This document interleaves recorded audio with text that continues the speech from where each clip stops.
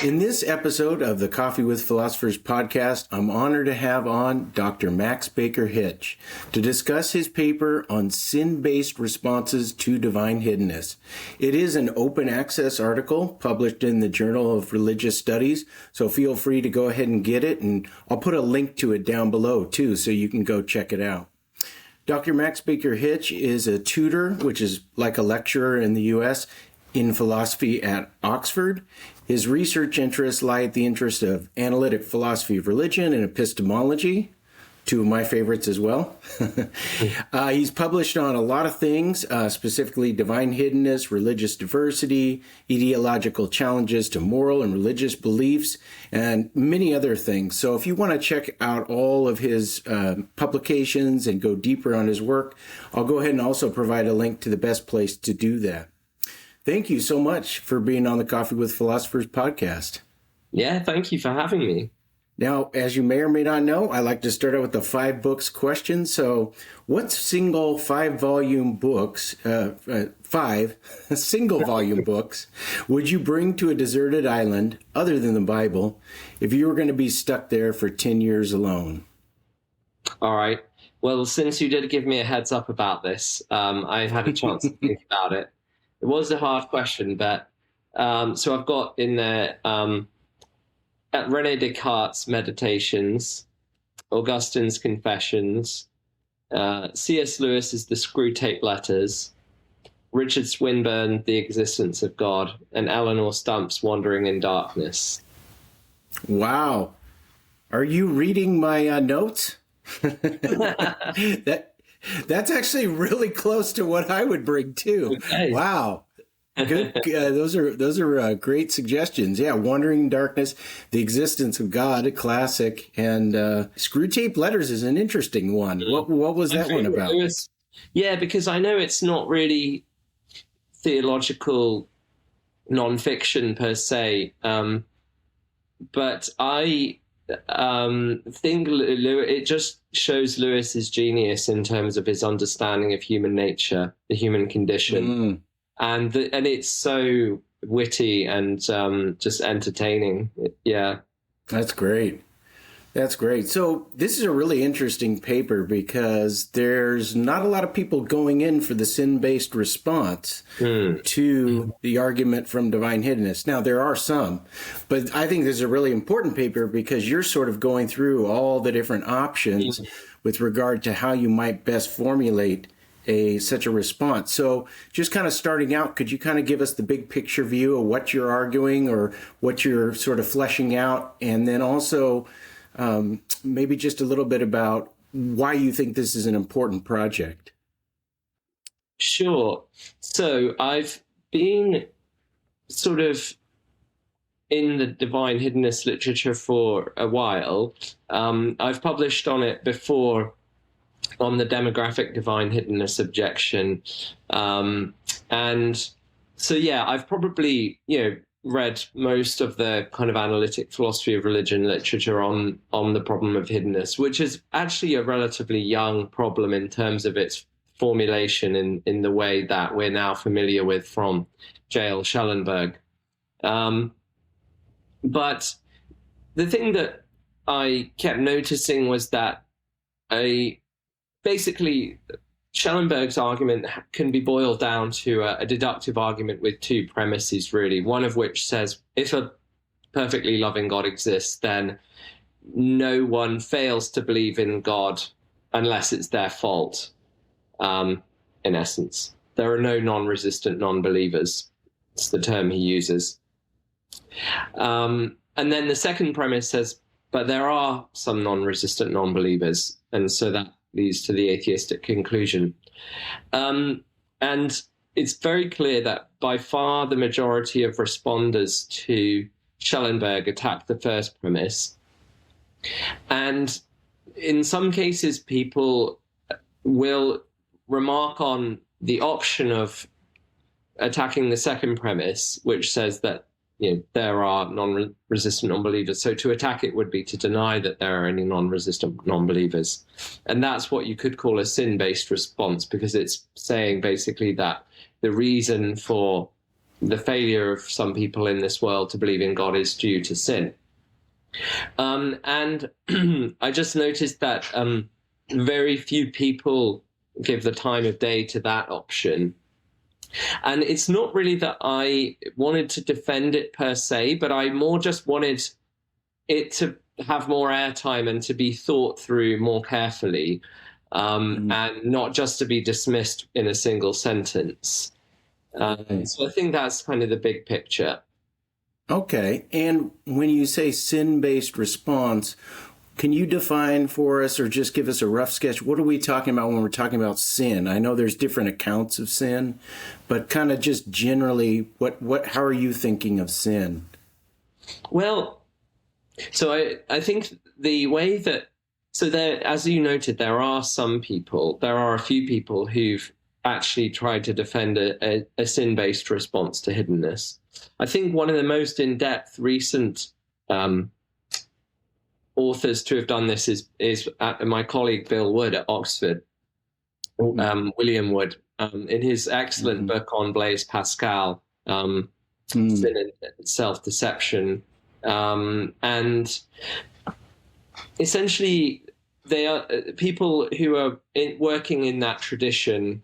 Wood focuses on Pascal, but others will take their cue from Augustine, and Pascal himself was very much in that vein. They're thinking in terms of sin as basically disordered desires or disordered loves, so that basically a person loves the wrong things. They in effect treat something that is penultimate as ultimate, whatever that be, whether it be the love of fame, reputation, material prosperity, could be anything. But I think that Augustine and people who followed in his footsteps have wanted to suggest that sin, it's not an error in terms of our beliefs about the world, our intellectual kind of understanding. First and foremost, it's a disorder of the will or the desires. Okay. Yeah, that's helpful. So we locate sin in a way at the point of making something that's not ultimate an ultimate thing, and maybe loving that thing too much, and in a way perhaps deceiving ourselves about what we're doing. Is that also a little element where you think? Yes, for Wood, that's very much what's going on. He thinks that we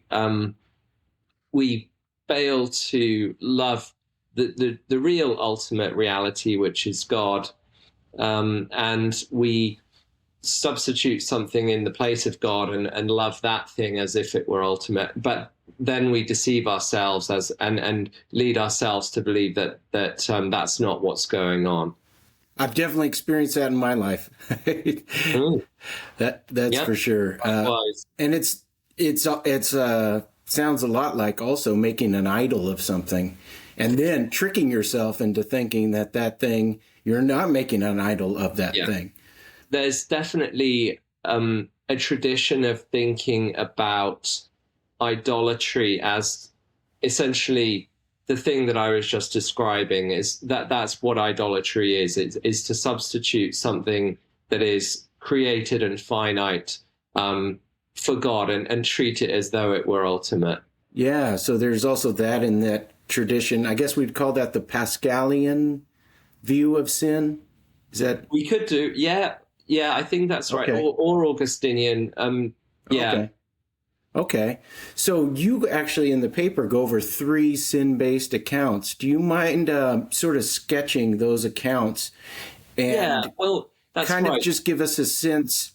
You mentioned it as premise 2, but the key there is that, as our audience may or may not know, in order to counter that, it seems like a real tall order. You have to argue that at no point in history, past, present, and we're talking all the way back to early hominids, there has never been a person who has not believed in God and was non-resistant, like open to the possibility of a relationship with God. So it seems I got to set it up. It seems like a real tall order, even if you say sin. And that's right. And I have do this. Yeah, I agree. And that's why I don't commit myself to that, what I call a universal sin-based response. Maybe we can talk about why I nonetheless think that sin-based responses can still have value, even if they don't offer a universal, a universal sin-based response being the claim that every non-believer is in a state of non-belief due to their own sin. So I'm not personally committed to endorsing that claim. That is the claim one would have to endorse in order for that to be a response to John Schellenberg's argument, because as you just pointed out, his argument requires that there be at least one non-resistant non-believer in the entire history of humanity. So yeah, it looks like quite a tall order to establish that there isn't even one. Right. And we'll get to that later. So I'll pin that, because in the end, you do talk about how sin-based accounts might be a partial response, and especially against, perhaps we should mention it, the Stephen Mason, the Marsh and Mason type probabilistic arguments. So could you just give us, before we go into the three sin-based accounts, what's like a real rough sketch of those? Right. Good. So yeah, whereas Schellenberg's argument is deductive, which is to say that he claims to have some premises which, if they're all true, guarantee that atheism is the case. Whereas what Marsh and Mason are saying is there's some facts in the world. They're not going to claim that they are strictly incompatible with God existing, but what they're going to claim is that these facts are more strongly predicted by atheism than by theism. And the facts in question are, for Mason, the uneven distribution of theistic belief throughout human history and geography. So basically, he's thinking that theistic belief seems to be more heavily concentrated in certain cultures at certain times in human history. Jason Marsh is basically using the same framework that I just described in terms of some facts which are allegedly more strongly expected on atheism than on theism, but he's going to focus on the alleged fact, and I say alleged because some people have challenged it as an empirical claim, but the alleged fact that early humans, pre-axial humans, that's to say before the emergence of the major religions, the Abrahamic religions, Hinduism, Buddhism, and so on, humans living before that era were in a position where they didn't have a concept of a monotheistic God. That's basically the idea. They may have had belief in spirits of various kinds. They may have worshipped their ancestors. They may have thought that there were spirits in the natural world, but they didn't have a concept of a single all-powerful deity. That's Marsh's claim, and his claim is that, well, that is unexpected. That fact is unexpected if a monotheistic God really exists, because surely he would want everyone to know about his existence so they could have relationship and so on. But it's not very surprising on atheism. That's the rough idea. Yeah, and can you roughly give us a sketch of the three positions before we get to some objections that these positions really need to wrestle with? What are the three camps that a person wanting to take up a sin-based account might fall into? Yeah, good. So, the first, I basically divided them up in terms of the way they try to defend a sin-based response. They may well all agree in terms of what the content of the sin-based model is, which is to say, that basically all human beings have this sinful nature, which could be characterized in the sort of Augustinian terms that we were just discussing in terms of disordered desires, that kind of thing. But the three camps as I divided them up, really were. So you've got people like William Wood, Bill Wood, Alvin Plantinga. You've got Tyler McNabb and Tyler Tabor and a few others, where they basically just sketch this model of how things could be. And the way I describe it is, I think what they're doing is giving a defense. Peter Van Inwagen defines a defense as a story which could, for all we know, be true. They're not claiming that it's probably true, but they're saying it could, for all we know, be this way. That's basically my interpretation of what the figures that I just described are doing. That they're not really putting forward arguments. They're not trying to point us to empirical evidence that this is what's going on, but they're just saying this could be the case. And if it is the case, then Schellenberg's second premise would be false, that there would be no non-resistant non-believers if this Augustinian picture of things were true. The second camp was people who do actually try and give positive arguments for the sin-based model, for reasons for thinking that it probably is the way things are. And I pointed to two philosophers, Douglas Henry and Robert Leahy. They basically both try and suggest that anyone who is really conscientious enough about the truth, conscientious enough in their pursuit of the truth about whether God exists, would not just rest content with a position of settled atheism or agnosticism. The idea is if they cared sufficiently about finding out the truth, they would never reach the place that Schellenberg thinks one can rationally reach, where you conclude that there's no God, and you think you've kind of done your due diligence. What Henry and Leahy are saying essentially is that one couldn't do that. One couldn't sort of just let the investigation rest. And that wouldn't be compatible with the kind of intellectual conscientiousness that would be required to be a non-resistant non-believer. The third camp, I talked about Mark Talbot. So he points to an interesting consideration, which is that people who convert from atheism or agnosticism to theism will quite often say that on reflection, looking back at their past selves, that they think now, from their current vantage point as theists, they think that when they were non-theists, they were culpable. That they had enough evidence, or at least that the evidence that they had in front of them was not such as to license just a contented state of non-belief.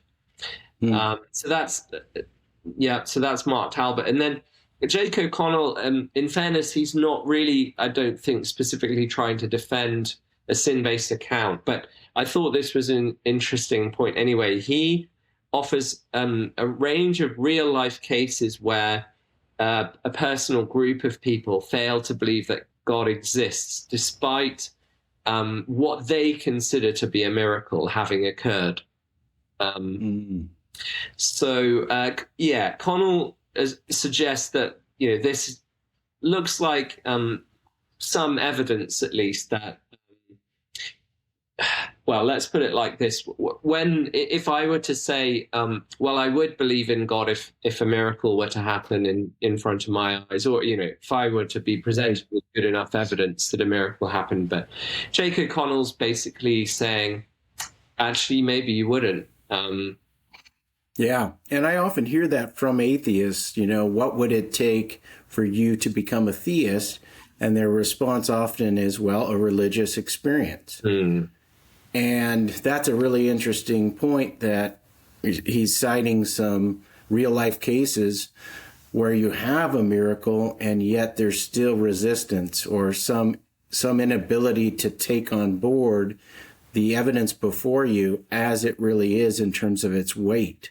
Yeah. So to my mind, that suggests there's in the background like you said, disordered desires, some kind of desire to not believe in God. And so maybe that account is sort of ferreting out the fact that there is this desire that is preventing you from seeing the evidence for what it is, and then updating your beliefs accordingly. Yep. Yeah, that's right.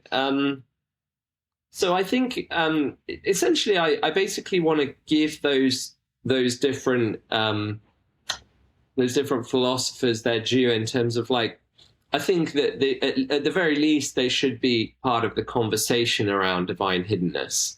Right. That's a really important thing. So I think your paper, what it's doing is it's sort of saying, let's let them all join us at the table. Yeah, that's right. Exactly.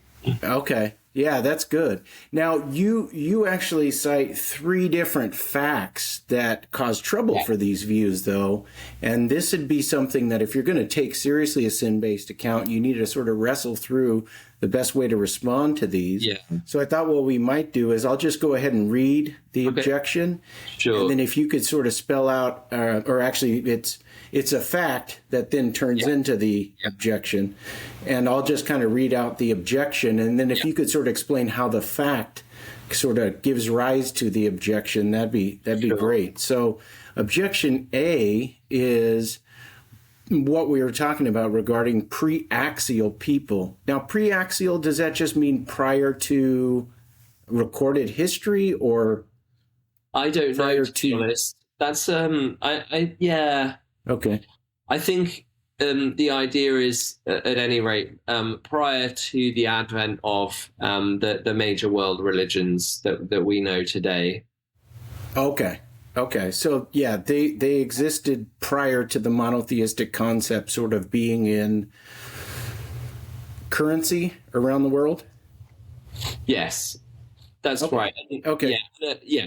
So early humans is a sort of rather vague term that's used to cover, if you like, prehistoric humans. As you said, maybe we'd cut it off in terms of recorded history.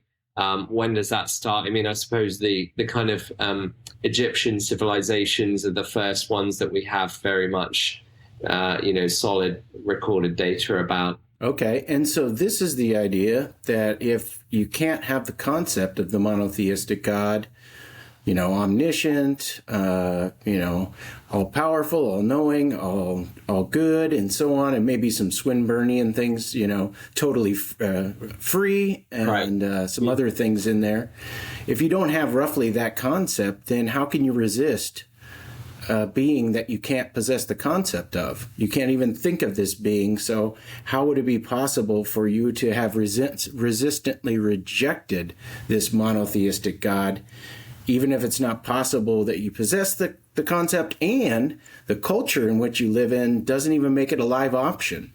So could you explain kind of how that objection falls out of some of the facts that you mentioned? Yeah, so the idea is going to be, well, look, if people are going to be deemed by the sin-based model to be in a state of rejecting God, the reason, basically, the explanation for why they are in a state of non-belief is that they are willfully resisting a relationship with God. Well, the thought is, well, if they don't even have the idea of the God that we're talking about, the monotheistic God that you just described, then can it make much sense for them to be thought to be willfully resisting a relationship with a being they haven't conceived of? Okay, and then I have a worry related to this that's just been in the back of my mind, so feel free to take this in any direction, but I just wonder if it's even that we can even informatively apply the concept of non-resistant non-belief to these cases. So if it's not possible that the person resist the correct God because they don't even possess the concept of it and it wasn't a live option in their culture, then I think that's like vacuously true that they're non-resistant. Yeah, of course they're non-resistant because there wasn't even a live option. So you might say the concept overgeneralizes and it shouldn't be applied to pre-axial people because when you say they're non-resistant, that's just elliptical for saying like they're culturally benighted. That is, they're in a state of ignorance about this God, and there's really nothing they could do to overcome that ignorance, save some sort of miracle from God, but assuming God wants to just let culture play out. So I just struggle to see why we should even apply this concept in the first place, because it seems vacuously true and uninformative that they're non-resistant. Yeah, I see where you're coming from. I suppose the hiddenness argument defenders, people like Schellenberg, Mates, and Marsh, they might grant what you've just said, but I suppose what they'd want to say is, well, yes, fine, but the sin-based response needs us to be able to say that they are resistant non-believers, and that's equally a sort of misapplication of the concept. Because they're okay. Even if we can't say they're non-resistant non-believers, nor can we say that they are resistant non-believers. But that's what the sin-based account wants to be able to say.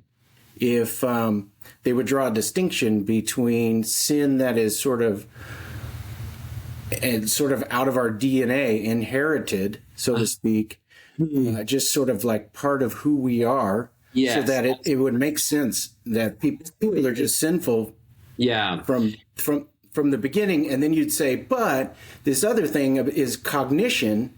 And there we're trying to apply a concept to cognition that we can't really meaningfully apply. We can apply sin to these people because they have a sin nature.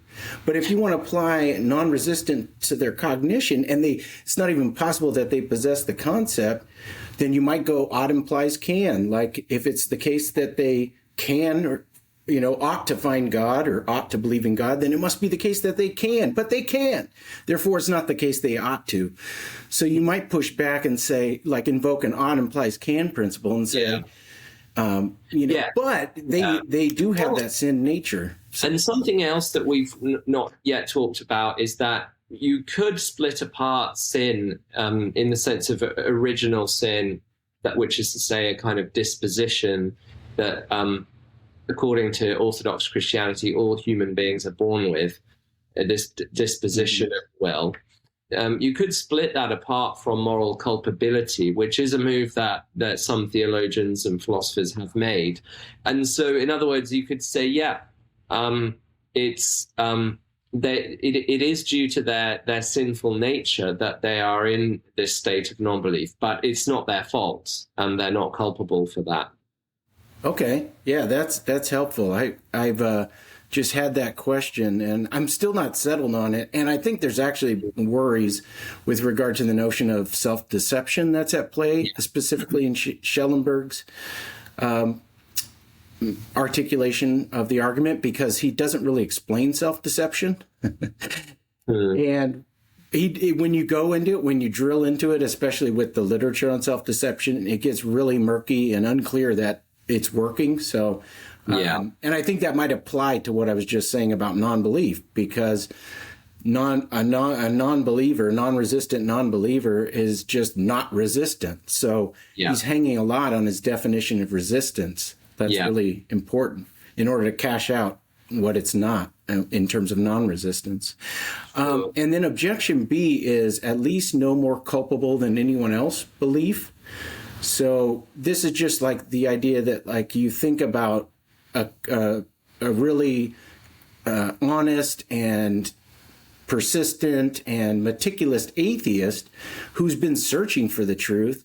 And it just seems like if you're going to be a sin-based account proponent, you're going to want to say that they are somehow less sort of sincere or conscientious, and so therefore they're more culpable. But that just seems counterintuitive, right? Because you can think about people who are theists that just seem really culpable. And so it looks like it's the case that the reflective non-believers are at least as sincere and conscientious. Yes, and that's the point that Schellenberg majors on in his 2015 book, The Hiddenness Argument. So this is a sort of, compare the most intellectually conscientious, sincere non-believer that you know, and ask yourself, is it really plausible that that person is worse than, in those respects, than the least conscientious, sincere, reflective theist, or if you like, specifically Christian theist? And it seems really implausible to affirm that. Yeah, and you mentioned the oily televangelist. Yeah. That was a good one. I just think of what's his name? Crying. Oh, I forget. Anyway, there's been a lot of them. Yeah. So, and then objection C is regarding the moral and epistemic traits, like that sin-based accounts hang their hat on and say, look, these are the sort of things that are deficient in non-believers. And that's why they're resisting, because they're lacking something in terms of moral and epistemic virtue. Then it looks like a weird distribution. You would be committed to or it seems problematic that there's this distribution of, according to your account, of virtues and vices that's really lopsided. Yeah. So, and then why think, like, I don't know, people in Thailand have just been more sort of less, careful and morally and epistemically in their investigation of God, and then that explains their non-belief. So, and the way the way Stephen Mason puts it is that we expect to find variations in natural human abilities, like the ability to hear or IQ or things like that. But what would be really weird and surprising is if we found entire countries of people who are deaf, and then other entire countries of people who can hear perfectly. And he is claiming that that's what the theist or the person committed to the sin-based response to hiddenness would have to say is going on in terms of the moral and epistemic character virtues that determine whether a person ends up a theist or a non-theist. Yeah. So that seems really counterintuitive. Because it just seems like all humans have vices and across the board. So it would be weird to be committed to saying, no, this region really has epistemic and moral vices, and that explains their non-belief or something like that. Now, you canvass some really interesting options. So I thought we could start back at objection A, and sort of you can give us kind of like someone who's interested in responding these objections, what are the paths they might go down? Specifically with objection A, as a reminder, it's about pre-axial non-believers. They can't plausibly be viewed as having resisted this monotheistic God because they didn't even possess the concept. So can you give us a sketch of the two options? You mentioned the two moves, and then sort of what are the pros and cons of each? Absolutely. And I should just say, in terms of what's going on here in the paper, what I'm kind of trying to do is almost give a cost-benefit analysis for someone wanting to maintain the sin-based response to hiddenness. I'm not, well, as I said, I'm not committed to a universal sin-based response. I'm not committed to denying that there are any non-resistant non-believers. Seems plausible to me that there are some. But what I'm trying to do is that is to say, well, if one were trying to defend a sin-based response, what would be the moves open to someone to try and cope with these three objections that you very helpfully articulated? So in terms of objection A, pre-axial, prehistoric people allegedly not having a monotheistic concept of God. Worth just saying, I more or less don't try and dispute the empirical claim there, but some people have done. So you can have a look at the footnotes in my paper to see the literature I point to on that. I'll provide a link to Adam Green's paper too. You might be familiar with. That's great. That's a really great one. So yeah, I basically say, well, one move that someone could make is to try and say something very much along the lines of what William Lane Craig does say in response to the question of the fate of the unevangelized. So Craig appeals to Molinism, this idea that God knows what we freely would have done in any possible situation that we could have been in, including situations we never have actually been in. And Craig basically wants to say that God has so arranged the world that all of the people in the areas that outside of exposure to monotheism, or maybe even specifically Christian monotheism, he's so arranged the world that all of those people that fall outside of that zone were such that God knew that they would have freely rejected God if they had been exposed to that information. So that's one option I sketch. I kind of register my skepticism about that option, as I don't think that's all that promising. I mean, one thing is that it invokes Molinism, which is metaphysically controversial. And certainly some very smart people have defended it, but in general, it's better if you can depend on as few controversial metaphysical views as possible.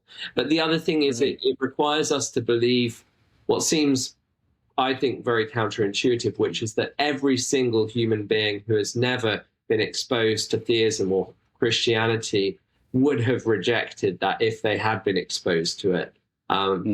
That seems like quite a claim to have to commit oneself to. Yeah, and I agree. It does not seem, for those reasons, the best option.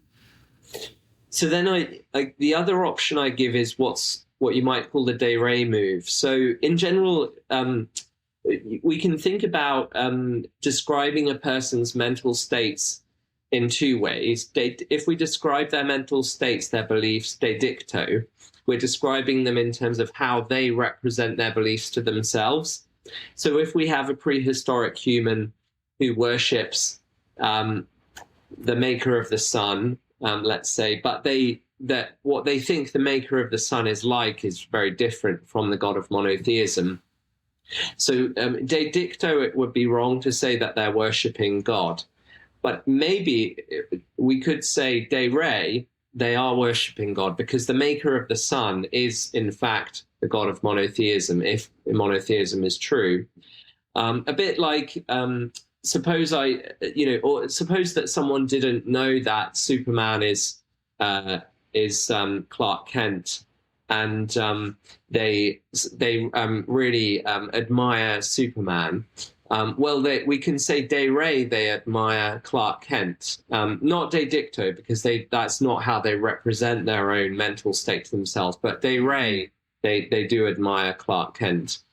So yeah, you can probably see where this is going. The idea is to say, well, maybe prehistoric humans didn't have this monotheistic concept of God that we do, but they, insofar as they had concepts of things that in fact are identical with God, if God exists, and if they have certain religious attitudes, as is suggested, the maker of the sun or the maker of the stars, the kind of ground of my existence, all of these kinds of descriptions are in fact descriptions that are fulfilled by God if God exists. And so we could say that they are having attitudes towards God, you might say that they implicitly worship and believe in God. And then you mentioned a problem with this view, this move, that I call the Liz Eagle objection. I like that. Yeah. The objection from the lizard eagle. So you imagine that this person has fear toward the creator of the stars because, oh my gosh, whoever created the stars must be so powerful. Kind of fear the power of that being, whatever it is. Oh, and by the way, I have a cultural story that tells me what that is. Namely, it is a gigantic being with the body of a lizard, head of an eagle, and a capricious temperament. And then you say, could such an attitude credibly be construed as a de re attitude of fear toward God? And you say that seems dubious. So could you explain that? I'm not so sure I find it as dubious. Maybe you do. And in a sense, I think what I was trying to say by calling it dubious was that certainly some people have objected to that. So Benjamin Cordery, in his paper is cited there. He's got a whole paper where he objects to these types of de re move, where you try and say basically that people who don't explicitly avow belief in God or perhaps specifically the God of Christianity could nonetheless be seen as implicit believers or de re believers. And he thinks this is really implausible, especially with people whose ontology, their kind of map of the world, and their conceptualization of what the being is that they have these attitudes of reverence or worship towards. If it's really different from how the God of monotheism is, then he thinks it gets implausible to say that they really are worshipping the God of monotheism implicitly. Yeah, and I still think that the de re move kind of has traction there. I mean, in a way, I would just say that's what the move is all about. You take this wild sort of description, and then you have it under a different guise, the same object under a different guise, and you don't recognize it. Yeah. But implicitly, you do still have the requisite attitude. So it's true. If there's a Liz Eagle that they view as the creator of the stars, but they still fear the creator of the stars, then I think there's a sense in which they do fear God because God equals the creator of the stars.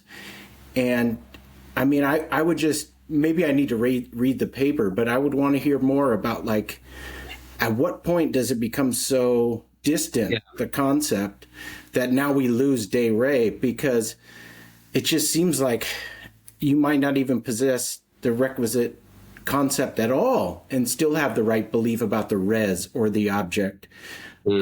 So even though the Liz Eagle is weird and really doesn't map on, as you say, ontologically to the theistic God, there's still enough there that I would say it would map on to the creator of the stars. It's hooking on. I'm not set against that either. By the way, I wish I'd come up with the name Liz Eagle. That would have. Well, there you go. Now you've got it. That had been in there, definitely. I'm not set against that by any means. I will say, I think we can imagine really extreme cases where, so I think one that's been brought up in the literature before, not really in relation to divine hiddenness, but more just general kind of how language refers. So, if it was really the devil who was telling Abraham to sacrifice Isaac, and Abraham's, the way that Abraham, his word God or Yahweh, or it wouldn't have been Yahweh yet, but if his word God was, if the way that the reference of that word was fixed was the being who told me to sacrifice my son Isaac, you might think that there's a reference failure there because the devil is too different from the being that perhaps, that Abraham thought he was picking out with the term God. But I don't think the Liz Eagle case is anywhere near that extreme. Yeah, but there would be a way to get that, though. You could say the Liz Eagle has a capricious temperament. That means the Liz Eagle is prone to make judgments and choose courses of action on the basis of emotion. And the God of theism, as Swinburne says, is, fully rational and fully free, and isn't prone to whims of emotion in terms of making judgments about what's best.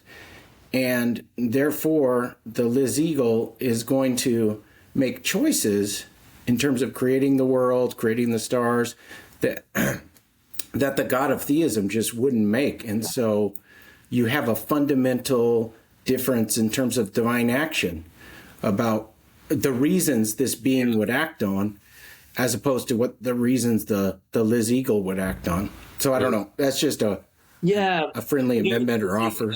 Where I end up landing on that whole De Re move is to say the best version of it, I think, would be one that tries to identify our moral attitudes and try to kind of have the locus of De Re belief or worship or whatever towards, or indeed rejection of God, locating that in our moral attitudes. And the reason for that was that I quite like Robert Adams' account of obligation, where he wants to say that obligation, if we really reflect carefully on it, we'll realize that obligations are fundamentally social. They're always owed to someone. And if that's right, then it seemed like it might be a more promising avenue to say that if someone kind of begrudges their moral obligations, they could be plausibly seen as De Re begrudging God, for example. Okay, yeah, that seems like a good avenue to explore further. And jumping into objection B regarding virtuous doubters and vicious believers, this difference between the oily televangelist who's a vicious believer and the most virtuous sort of non-believer you can think of. And I've had interaction. I mean, at one point I was an atheist as well. But I also have had interactions with very thoughtful, intelligent. Justin Schieber is who came to mind. Yes. He hosts the channel Real Atheology. And I'm just like, you think about the oily televangelist and you think about like Justin Schieber, and I'm like, wow. So that seems like a major problem for this sort of response to the objection. Can you explain what you think might be going on, or how that you mentioned the insufficiency move, or some ways to maybe gain traction? So I suggest a couple of moves that the person who's trying to defend a sin-based response would need to make if they want to increase the plausibility of their view in the face of this worry about virtue parity or even superiority of non-theists compared with some theists. So basically, I say one thing is a kind of insufficiency move where you basically say, well, merely having theistic belief, merely intellectually assenting, etc., is insufficient for genuine faith. Genuine saving faith, if you like. And I think that that's very clearly affirmed in various places in the New Testament and later Christian tradition. You think about Jesus saying that various people will come to him and say, Lord, Lord, we did all this stuff in your name. But Jesus seems to imply that they weren't real followers of his. James says kind of that, even the demons believe that God exists and shudder, but, obviously demons are thoroughly opposed to God and so on. So I think that's an obvious first thing that anyone would want to say if they're trying to defend a sin-based response to divine hiddenness. And then is, just so I understand, is the way this filters back is to say the oily televangelist is likely a non-believer? Yeah, that would be the idea. The idea would be that not a non-believer, but lacks genuine faith. Okay. But again, help me understand, and my audience might be wondering this too, because all we need is belief that God exists for these accounts to start the relationship, as Schellenberg says. Yes, so that's right. But the thought is Yeah, the thought would be that propositional belief that God exists is well, let's grant for now that it's necessary for having a relationship with God, but it's not sufficient. Okay. That's simply so. Is sure, the oily televangelist. Let's grant that he does believe that God exists, but he doesn't have the right kind of attitudes of the heart, attitudes of the will, and so on towards God. Okay. Such that he would count as having genuine faith, genuine saving faith, if Okay. you like. And then how would that apply to the atheist, the virtuous atheist?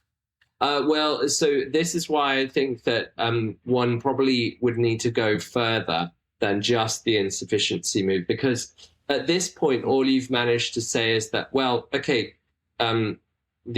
we found a non-theist who's superior morally and epistemically to some theist, but we've denied that the theist there was a genuine had genuine saving faith.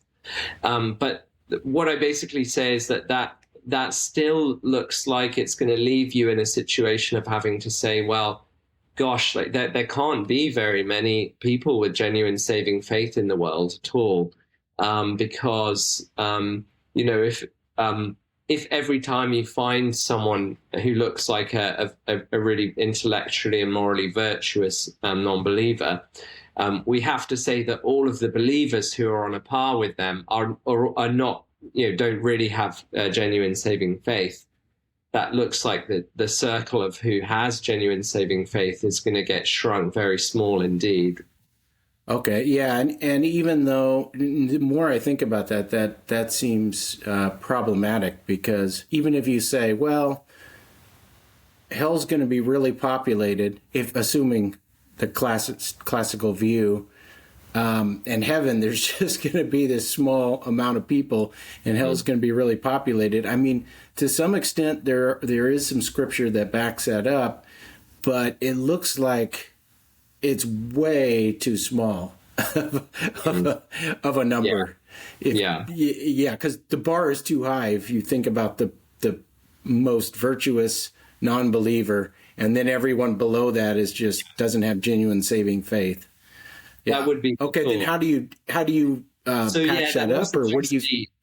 Yeah, what I call the non-necessity move, which might sound surprising at first glance, but it's the move of saying that, well, propositional belief that God exists may not only be insufficient for genuine saving faith, maybe it's not even necessary for saving faith. Maybe there can be people who, maybe there could be people who merely hope that God exists. So hope is a much weaker attitude than full belief that God exists. So maybe they merely hope that God exists. They think it's unlikely, but they would like it to be the case. But perhaps they have the appropriate attitudes of the heart and will, and maybe that, and so they could count as having genuine saving faith. And then I suggest that would ease the problem quite substantially, because then you actually are in a position of being able to say that, well, the person that you encounter as being really intellectually virtuous and epistemically conscientious, who is a theist, maybe they might turn out to have had genuine saving faith. And even though that might come as a surprise to them, even that's roughly the idea anyway. Okay. Wow. Yeah. And then, but you say the worry with that is then it looks like saving faith is compatible with outright disbelief.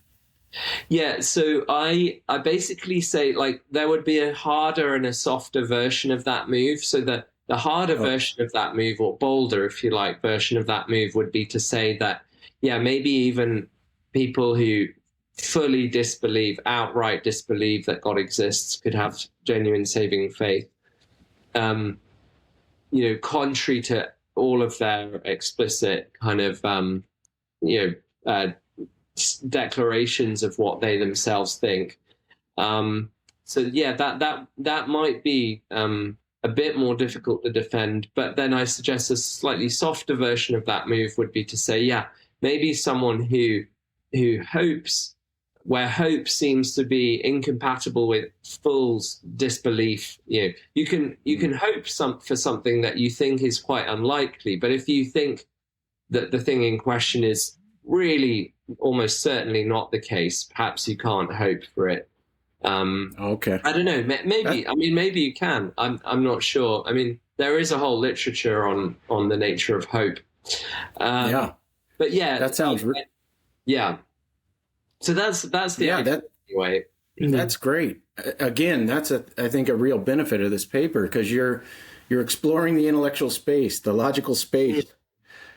Yeah. And then lastly, sort of to wrap up, what is the response to objection C about sin's spatiotemporal distribution? How might a proponent of the sin-based account sort of best respond to that one? Yeah, well, I suggest a couple of ways to go there. And one is to say that, well, basically, I don't think it's an option for an Orthodox Christian theist to say that the inborn disposition to sin, what you might call original sin, I don't think it's open to an Orthodox Christian theist to say that that is present more strongly in some people or some groups of people than others. I think Orthodox Christianity has always been clear that all human beings are born with this disposition to sin, and it's not the case that some people are more originally sinful than others.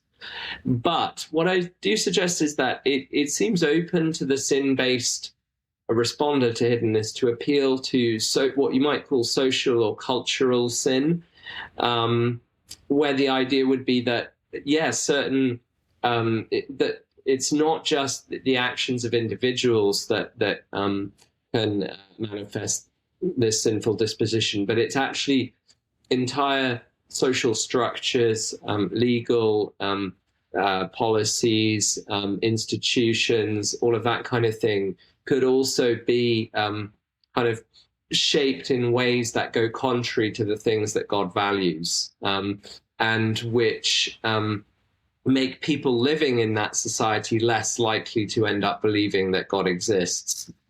And I think it's relevant to go back to something we were saying earlier about splitting apart sin and culpability, which might sound a weird thing to do, but I actually think it does make sense, especially when we're talking about social or cultural sin. I think to think that sin in this sense of where it transcends just individual decisions and actions could be part of the explanation for non-belief. And yet it's not the case that the individual who's caught up in that is culpable for being caught up in that web. Interesting. Yeah, and then you do say that there's also the worry that how would you reduce corporate culpability to individual culpability? Yeah. So that's right. And this is why I think, again, this is why I don't in the end go for a universal sin-based response, because I think the universal sin-based response, which says there are no non-resistant non-believers at all, does need to be able to say that every individual non-believer's non-belief is due to their own individual sin. Or at least if the claim is, the further claim is going to be made that every individual non-believer is culpable for their non-belief, I think it does need to be the case that it's their own individual sin which explains their non-belief. Whereas the thing I just sketched with cultural sin doesn't give you that result, which I'm okay with. And again, I think I'm wanting to say in this paper that sin-based responses could still be part of the conversation and could still form part of the explanation, even if one isn't claiming that they explain every instance of non-belief. Okay, so this is kind of where you end, and I thought we'd bring it back to the hiddenness arguments. So it sounds like, correct me if I'm wrong, these responses that you've canvassed, at least so far, there's plausibility in them. You need to sort of cash out the route forward and respond to some further objections. But it looks like this isn't going to be a good good route to go against Schellenberg's argument. Yes, that's correct. Because again, Schellenberg only, for his formulation of the argument, he only needs there to have been one, Right. minimum of Right. one non-resistant non-believer in all of human history, which is to say, Could this factor into a response to Schellenberg along with other stuff? Yeah, I mean, I'm inclined to think that Schellenberg is still going to have the more plausible response in terms of just saying, fine, I can grant you that sin, can play more of an explanatory role than some people have thought, but I'm still going to maintain, you might say, that like it's just really plausible that at least one human being has ended up in a state of non-belief, and it wasn't their fault that they did so.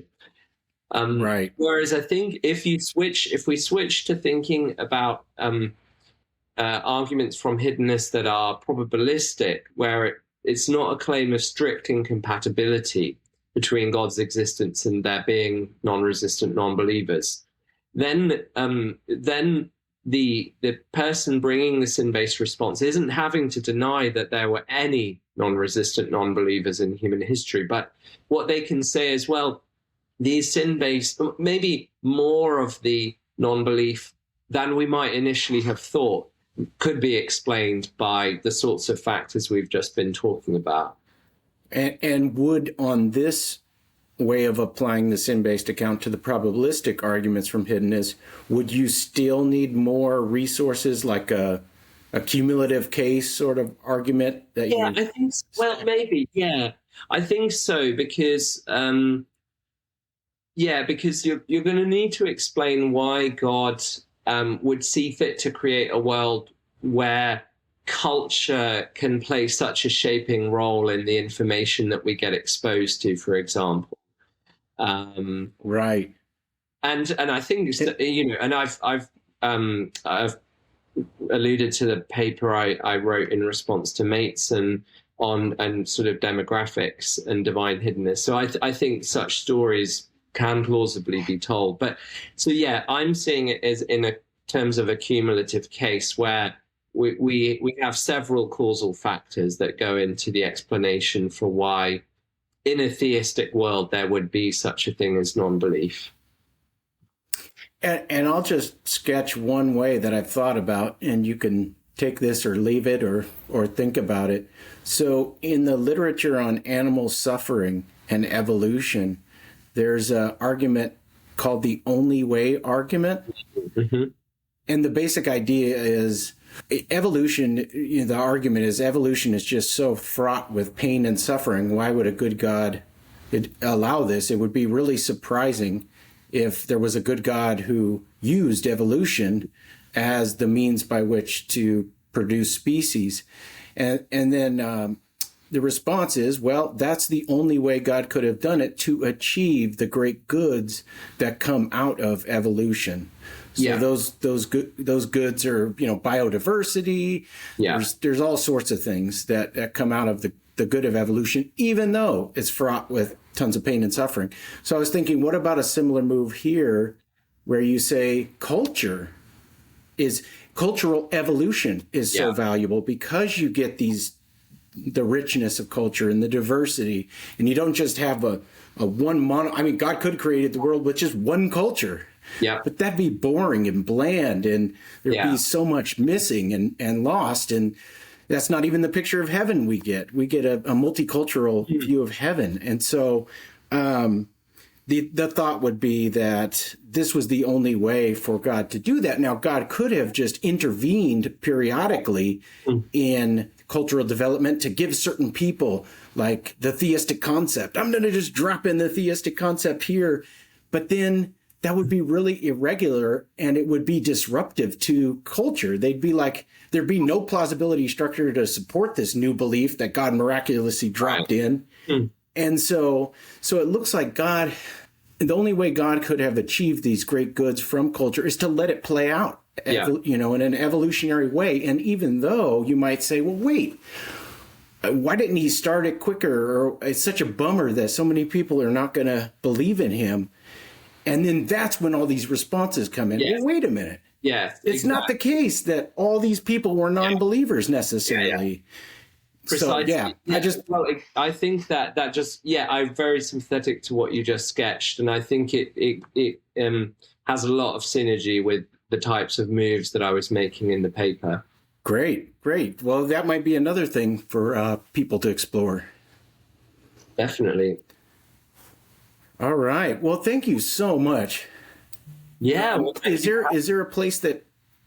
Oh, you're welcome. It's been a great conversation, and I'm just wondering, is there a place where people can best sort of find you and follow you?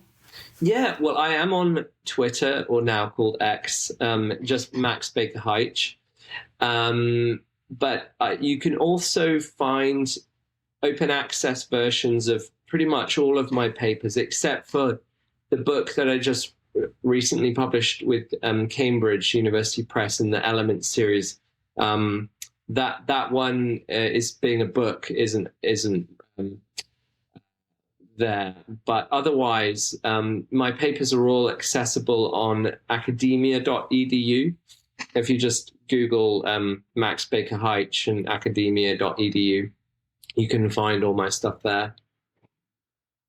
Oh, great. And thank you for correcting my pronunciation. I just realized I've been saying it sort of.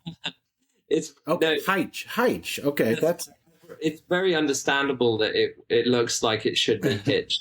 Yeah. Okay, Hytch. Okay, that's cool. Well, thank you, Dr. Max Baker-Hytch. I really appreciate it. And I look forward to what you're going to do next. Just as a preview, are there any projects you're currently in the pipeline on? Yes. Currently working on, I just gave a paper at a conference on the evidential value of near-death experiences. So that hopefully will emerge in some form maybe later this year. I'm working on another paper with a colleague on basically what we should think natural theology is.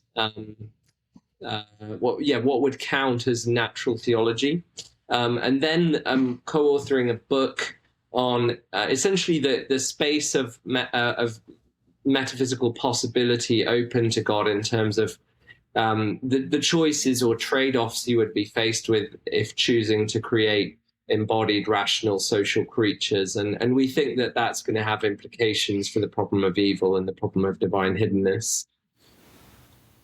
Oh, wow. All right. Well, keep an eye out for that, and thank you again for being on the podcast. Well, thanks again for having me. It's been great fun.